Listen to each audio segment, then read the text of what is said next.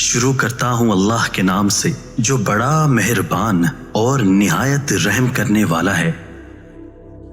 सवाब, गुनाह और जजा की भूल भलाइयों में फंसकर आदमी किसी मसले पर ठंडे दिल से गौर नहीं कर सकता। लोग कहते हैं औरत राज नहीं रख सकती।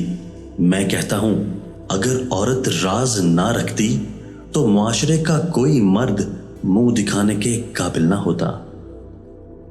जब हम गुलाम थे तब आजादी के ख्वाब देखते थे और अब आजाद हैं तो कौन से ख्वाब देखें।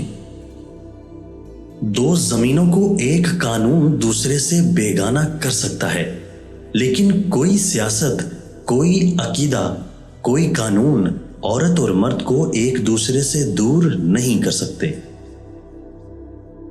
कानून बनाने वाले जाहिल नहीं हो सकते, लेकिन समझ में नहीं आता कवानीन में अक्सर मुज़ाहिका खेज खामियां क्यों रह जाती हैं।